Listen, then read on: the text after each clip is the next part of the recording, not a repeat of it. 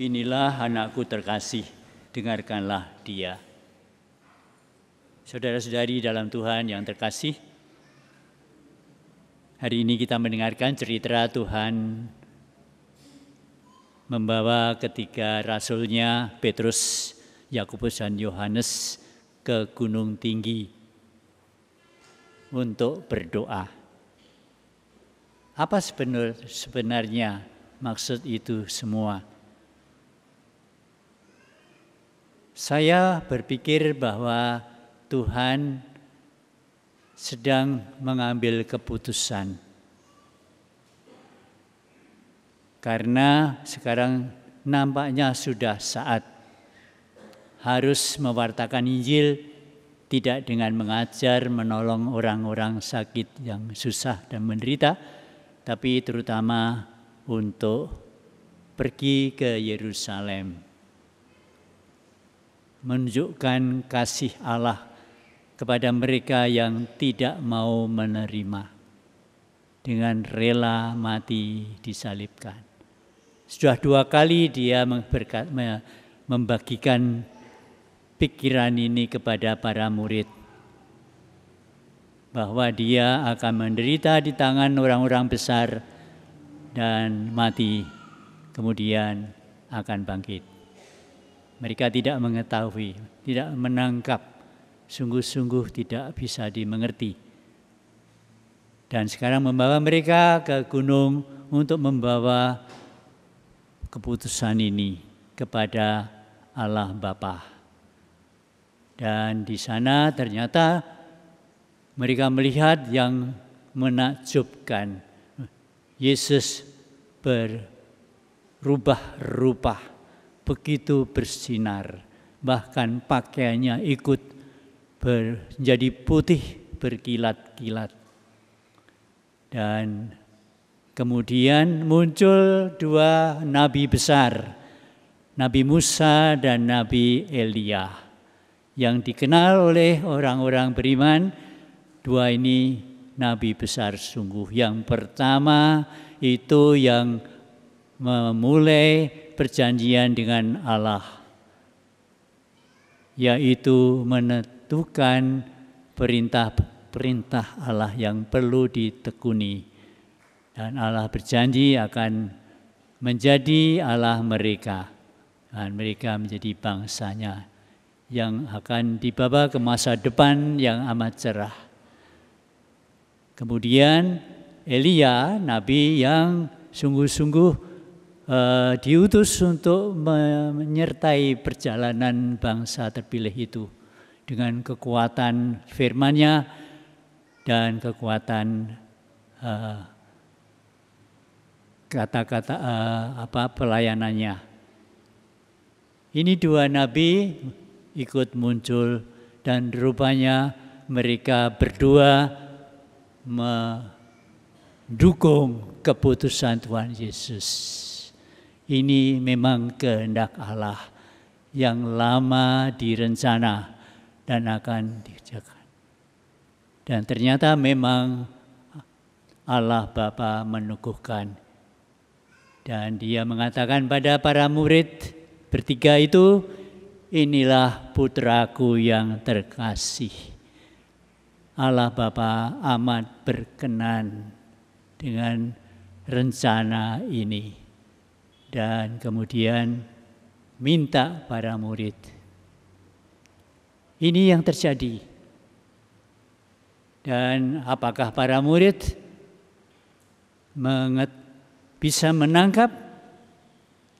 Rupanya belum bisa. Reaksi Santo Petrus, Rasul Petrus mengatakan, Tuhan enak sekali di sini, bahagia sekali. Kita tinggal di sini.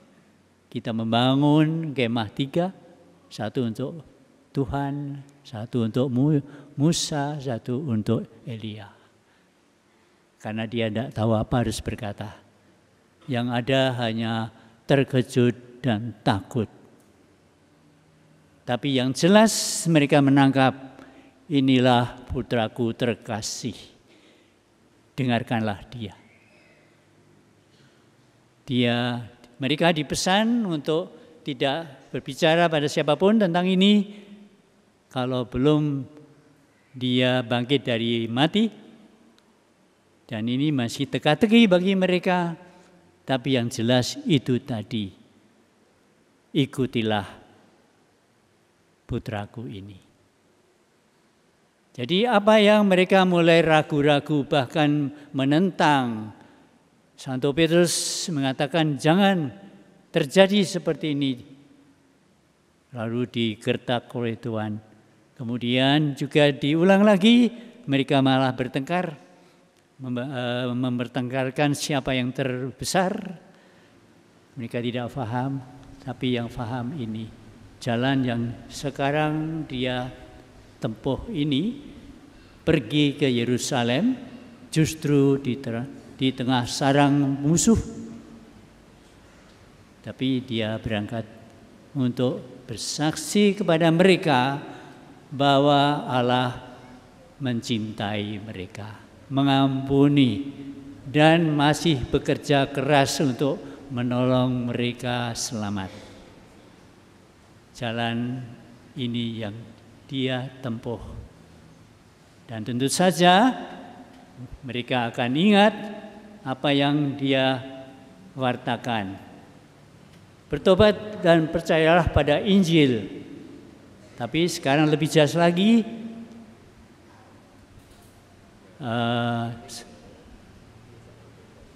kalian harus menyangkal diri, memikul salib, dan mengikuti aku. Saatnya sekarang ini mengambil keputusan dan bertindak. Dan itu hanya Yesus ada di depan. Mereka harus mengikuti. Rupanya ini pesan yang diberikan juga pada kita semua. Masa Prapaskah adalah masa kegiatan, bekerja, yaitu keluar dari diri sendiri, dari rumah, melihat lingkungan, apa yang harus dilakukan. Tuhan memang disambut oleh para murid dan banyak orang yang sederhana, tapi ternyata kehadirannya membangkitkan rasa iri dan juga masa terganggu. Lalu mereka ingin menyingkirkan. Dan dia harus mewartakan Injil ke sana. Ini suatu arah yang makin berbahaya. Dan Tuhan tidak takut, Tuhan melangkah terus. Minggu kedua pada Prapaskah, kita perlu berpikir membuat kegiatan pertobatan. Tidak hanya menyesali dosa-dosa dan memulai hidup yang dekat dengan Tuhan, tetapi juga masuk ke dalam tantangan-tantangan perjalanan umat Allah di dunia ini. Banyak suasana yang sekarang dalam masyarakat umat manusia sedang menjadi problem banyak sekali, seperti ketidakadilan, seperti kekerasan sampai perang, perpecahan di mana-mana. Nah, ini pekerjaan Tuhan. Dunia yang menghadapi banyak tantangan ini butuh diselamatkan, didamaikan kembali, dibuat adil, dan mulai terbit damai di tengah-tengah umat manusia. Pekerjaan yang berat, dan umatnya diundang untuk berpikir ini, apa yang bisa aku lakukan di luar rumah. Di dalam rumah sudah banyak, sudah sepanjang tahun kita bertekun sampai melupakan yang di luar, tapi saatnya yang di luar. Kita memperhatikan apa yang bisa kusumbangkan.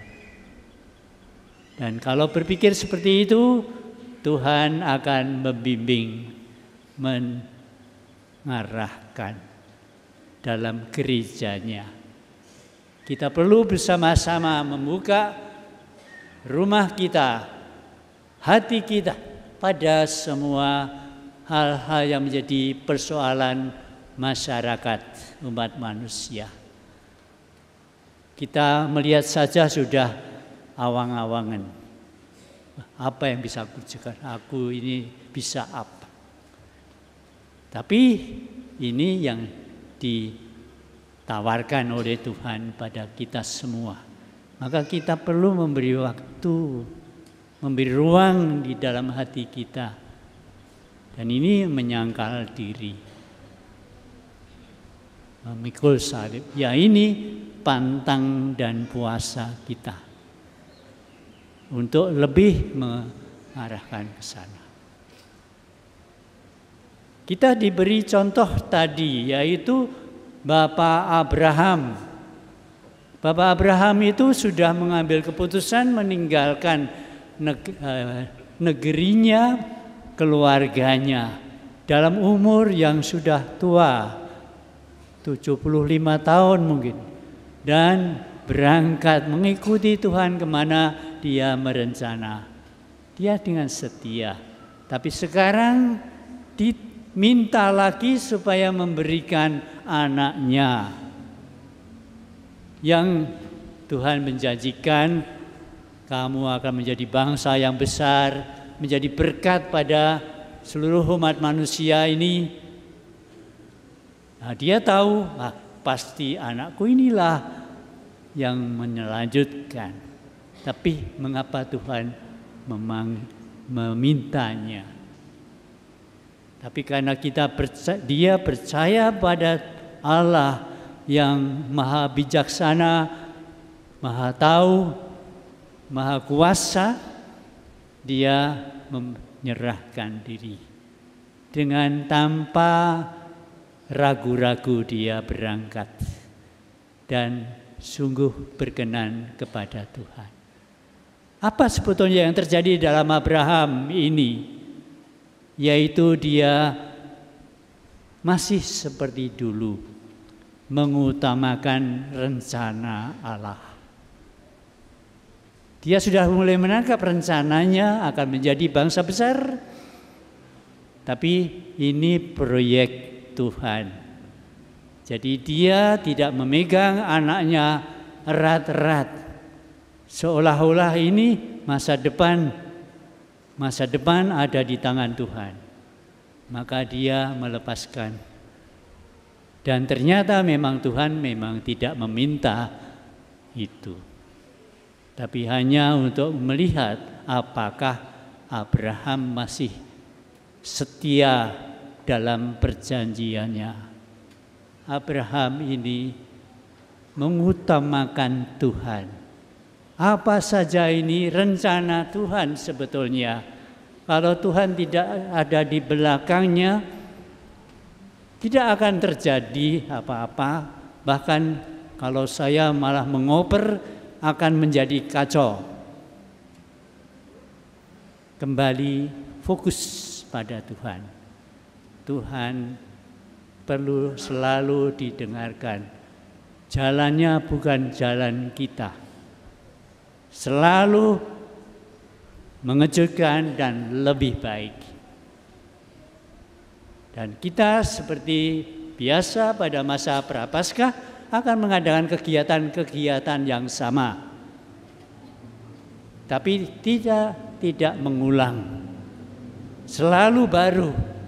Karena kita perlu selalu mendengarkan Tuhan. Nah, mendengarkan adalah kita kembali berdoa. Karena berdoa adalah mendengarkan Tuhan. Membiarkan firman-Nya tidak hanya menerangi, tapi menyegarkan hati kita untuk berani melaksanakan. Dan karena Tuhan menyertai kita.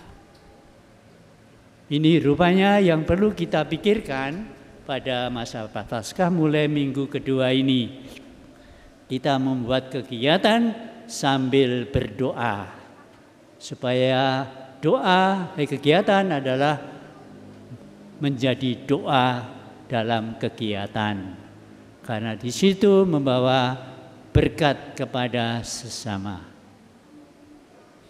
Ini rupanya yang perlu menjadi pemikiran kita. Doa kita, Tuhan, bimbinglah kami. Apa yang aku kerjakan? Jadi tidak hanya pekerjaan yang harus diselesaikan, lalu lainnya kembali. Perlu berpantang dan puasa, oke. Berpuasanya 2 kali. Itu pun sekarang baru ditegaskan oleh Bapak Uskup, yaitu makan kenyang sekali saja. Lalu kok tidak sama yang dulu? Ya ini hanya bimbingan yang supaya kita berpuasa sungguh, meskipun hanya 2 hari. Lalu berpantang bagaimana? Nah ini kita bawa dalam doa. Berpantang tujuannya adalah memberi ruang di hati kita kepada sesama, kepada Tuhan. Jadi tidak hanya, wah yang ini saja, saya tidak. Tetapi ada motivasinya dari dalam. Kita bawa semuanya dalam doa. Semoga Tuhan menolong kita, membimbing kita bagaimana berprapaskah lebih berbuah pertobatan, penyegaran hidup dan perkembangan yang menggembirakan bagi dunia. Dan mungkin kita juga baik mengingat apa yang menjadi undangan Santo Paulus tadi untuk merenungkan. Santo Paulus mengatakan begini, saudara-saudara, jika Allah di pihak kita, siapakah yang akan melawan kita? Tuhan begitu mencintai kita para pendosa. Pendosa itu pantas dihukum. Tidak, hukumannya sudah kena itu. Sekarang yang penting adalah pertobatan. Allah Bapa merelakan Allah putranya sendiri. Tidak seperti Abraham, anaknya enggak jadi dikorbankan, tapi Allah mengorbankan putranya, dibiarkan menderita untuk menyelamatkan umat manusia. Bahkan anaknya juga sungguh siap. Ya. Dia bisa saja seperti darah Abel yang berteriak karena diperlakukan tidak adil oleh kakaknya. Tapi dia tidak berteriak untuk pembalasan, tetapi berteriak supaya semua sadar dan bertobat. Dia malah bangkit, sekarang mulia di surga, menjadi perantara. Allah tidak menyayangkan anaknya, dan anaknya sendiri sekarang malah menjadi pembela bagi kita di hadapan Allah Bapa. Itulah kasih Tuhan yang besar. Kita mengerti tapi tidak bisa menangkap kasih-Nya. Maka Santo Paulus minta kita renungkan. Selalu kita ingat kembali. Karena di sana adalah sumber motivasi untuk bertobat sungguh. Tidak hanya kegiatan minta dibimbing, tapi apinya itu perlu. Dan api ini harus dinyalakan. Santo Paulus punya pengalaman. Ya. Kalau Tuhan di pihak kita, Siapa yang akan melawan kita? Ya.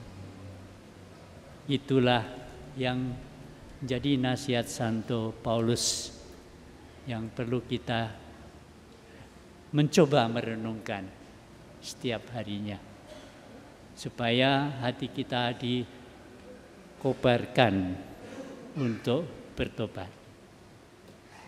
Marilah kita persembahkan Prapaskah kita ini ke tangan Tuhan, supaya dibimbing dan dikuatkan dengan kehadiran Roh Kudus di dalam hidup kita. Amin.